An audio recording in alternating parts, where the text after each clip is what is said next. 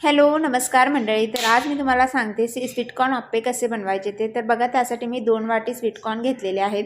त्याच वाटीने अर्धी वाटी रवा, अर्धी वाटी बेसन घातलं, मिरची घातली, लसूण घातला आणि त्याची पेस्ट करून घेतली। जाडसर पेस्ट वाटून घेतलेली आहे मिक्सरमध्ये।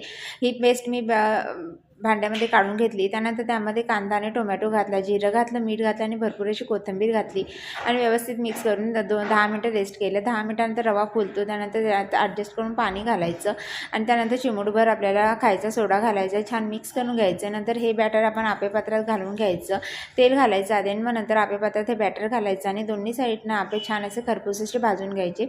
खूप छान होतात। ह्यामध्ये तुम्ही तुमच्या आवडीनुसार भाज्या घालू शकता। लहान मुलंसुद्धा आवडीने खातील। लहान मुलांनाही ते आप्पे तुम्ही टिफिनला सुद्धा देऊ शकता, नाश्त्याला सुद्धा तुम्ही खाऊ शकता। तर हे कुरकुरीत आणि मस्त टेस्टी असे आप्पे नक्की तयार करून बघा। व्हिडिओ आवडल्यास लाईक, शेअर आणि चॅनलला सबस्क्राईब जरूर करा। डिटेल रेसिपी चॅनलवर अपलोड केलेली आहे, नक्की जाऊन चेक करा।